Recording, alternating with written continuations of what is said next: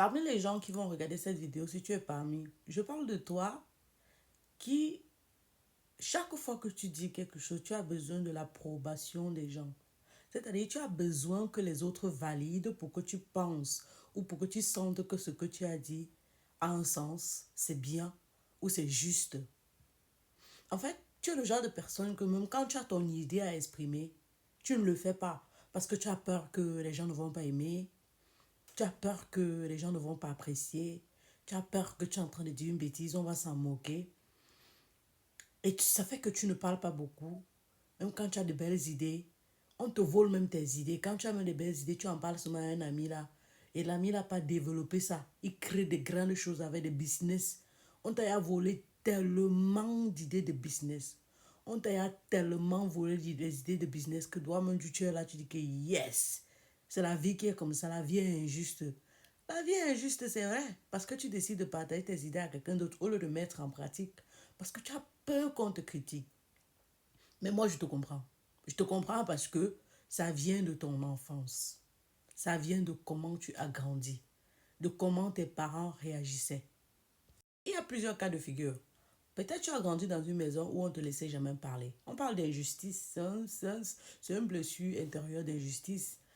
On ne te laissait jamais parler. Quand tu voulais parler, on disait non. C'est ton petit frère qui parle, laisse-le parler. Ou alors, tu es la petite, dès que tu veux parler, on dit que ta grâce a toujours raison, ton grand frère a toujours raison. On t'intimidait.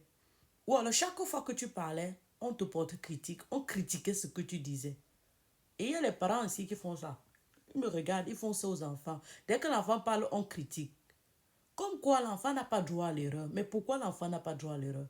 Tout le monde a droit à l'erreur. Personne n'est parfait, parfaite sur cette terre. L'erreur est humaine et la perfection n'est pas de ce monde. C'est-à-dire que chacun a droit à dire quelque chose, même si c'est une bêtise qu'on lui porte critique sur sa bêtise. Si c'est une bêtise qu'on laisse d'abord que la personne dise. Et ce n'est pas toujours une bêtise, c'est vous qui concevez que c'est une bêtise parce que ça ne sied pas avec ce que vous avez dans la tête ou ça ne suit pas, ça ne respecte pas votre perspective. Non, c'est pas toujours une bêtise. Regardez toujours ce que quelqu'un vous dit à 360 degrés. Regardez ça avec votre œil, avec un autre œil. Demandez-lui, mais pourquoi tu l'as dit? À quoi est-ce que tu pensais avant de le dire? Qu'est-ce que tu voulais atteindre comme objectif en le disant? Développe un peu ce que tu as dit. Peu importe son âge, son genre. C'est un petit enfant, il faut demander. Les petits enfants, alors souvent, vont toujours expliquer. Mais les parents sont toujours en train de museler les enfants. Donc, toi qui m'écoutes là depuis le début de la vidéo, comme je disais, tu as grandi dans cet environnement-là. On ne te laissait pas parler. Quand tu ouvrais même ta bouche pour parler, on critiquait tout ce que tu disais. On montrait toujours que soit ton petit frère ou ta cousine ou ta soeur ou ton, je ne sais pas qui est autour de toi, est mieux que toi. Et tu as vécu ça, que ce soit à la maison, que ce soit à l'école, que ce soit avec tes amis. C'était grave. Tu étais toujours moins considéré. Jusqu'à ce que ça affecte ton quotient intellectuel. Tu es une personne intelligente à la base, mais à un moment donné, tu avais l'impression qu'il fallait que tu forces, que tu étudies doublement pour dépasser ton ami. Parce que même quand vous êtes dehors en train de parler, dès que ton ami parle, il attire l'attention sur lui. Tu te dis que ouais, non, tu n'as pas d'importance. Ça t'a même fait développer la jalousie. Tu as été très jaloux de ton ami. Jaloux de tes frères et sœurs. Mais parce que tu as vu que c'est arrivé chez vous, ça arrivait à la maison, ça arrivait à l'école, ça arrivait aussi dans la société, même quand tu es dehors, tu t'es dit, bah, c'est comme ça que tu es, ouais, tu ne peux rien faire. Et aujourd'hui, tu vis plutôt avec la peur. Même en milieu professionnel, tu as les capacités, tu as les compétences, tu as les habilités. Tu n'arrives pas à les utiliser parce que tu as peur. Parce que je dis que, mais on va dire que c'est une bêtise. Je répète encore, tu as droit à la bêtise. Chaque personne a droit à la bêtise. Tu sais pourquoi on parlait d'expérience professionnelle quand je travaille? Expérience professionnelle veut dire que tu as fait tes bêtises, tu en as appris d'elle, pardon, et tu as corrigé, et d'où tu es aujourd'hui, tu as plus d'expérience et tu es plus avisé. Faire la bêtise veut dire que ça te permet d'être avisé. Je commets une erreur, j'apprends de l'erreur. La prochaine fois, je ne commets plus la même erreur. Mais si tu n'ouvres pas ta bouche pour parler, si tu ne commets pas les bêtises, tu vas rester égal à toi et rien ne va avancer dans ta vie. C'est très important de savoir quand on commet les bêtises, de les changer. La peur que tu vis avec aujourd'hui, je vais te dire, élimine-moi ça. Tu as quelque chose à dire, dis. Maintenant, ce que je peux t'inviter à faire, c'est d'arranger la façon avec laquelle tu dis.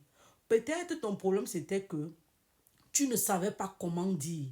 Tu le disais peut-être avec trop, tu étais trop effronté. Parce que c'est souvent ce qui se passe avec les enfants. Les enfants n'ont pas de retenue. Et c'est aux parents de dire non, bébé, on dit plutôt comme ça. Mais comme les parents te muselaient beaucoup, laisse ta soeur parler, ça, ils n'ont pas vraiment pris le temps de t'aider à travailler sur ça. Parce que souvent, les parents aussi font quoi? Les enfants qui sont timides ou les enfants qui ne parlent pas beaucoup ou les enfants qu'on a trop frustrés, qu'on a trop frustrés, qui s'isolent, les parents ne prennent pas la peine de leur donner une éducation. Ils disent souvent, ils ne parlent pas beaucoup. Il reste tout dans son coin. Quand un enfant ne parle pas beaucoup, il faut avoir peur et il faut provoquer. Parce que ce sont les personnes comme ça là qui grandissent avec les sales habitudes parce que vous n'avez pas pris le temps de corriger. L'enfant qui s'exprime beaucoup, c'est le meilleur parce qu'il a l'opportunité de commettre les erreurs, à vous de guider. Et quand un enfant commet l'erreur, on ne le fusque pas, on ne le brutalise pas. On lui dit que oui, tu as commis l'erreur, mais la prochaine fois, fais comme ça. C'est pour cela que vous, les parents, vous devez aussi vous éduquer en lisant les livres, en regardant les séries télévisées et les documentaires. Aujourd'hui, c'est le digital, c'est partout, les réseaux sociaux, Facebook, YouTube, vous avez toutes les possibilités d'apprendre. Il faut apprendre pour transmettre aux enfants. Quand l'enfant demande la nourriture, ne le frustrez pas. Donnez-lui l'éducation. Non, pour ton âge, ça suffit.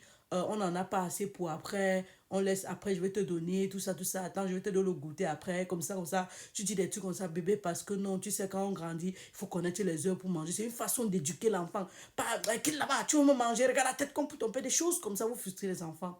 Ce qui fait qu'après, quand l'enfant grandit, il a peur. Il vit dans la peur.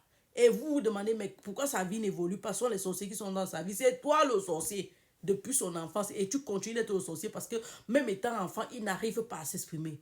Et quand il arrive à s'ouvrir, ou à chasser cette peur-là, sa vie évolue seulement. Sa vie, je dis sa vie, mais je veux dire ça comment? Sa vie vole seulement. Parce qu'effectivement, la peur est un frein, c'est un handicap, c'est comme une chaîne qui tire, naturellement une chaîne qui tire la personne en arrière. Donc, les parents, évitez de faire ça aux enfants. Et si toi, tu es dans cette situation, c'est pour ça que je fais la vidéo pour toi, il faut que tu changes. Il est temps que tu regardes cette vidéo aussi et que tu changes. Il y a l'exercice du miroir que je te propose. Il y a l'exercice de l'autobiographie que je te propose. Va dans ma chaîne YouTube Santé et Prévention.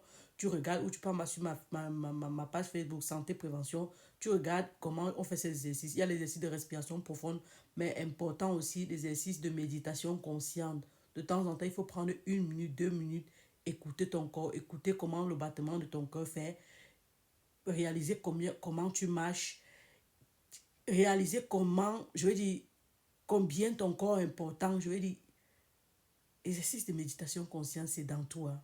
Tu peux être en train de manger, tu te concentres seulement sur comment tu es en train de marcher, ou alors tu es en train de respirer, tu te concentres sur ta respiration. Mais avec l'exercice de respiration profonde, de méditation consciente, l'exercice du miroir, l'autobiographie, tu résous ça. Tu résous ça dans un 2, 3 points de docteur, ça t'intéresse infirmière.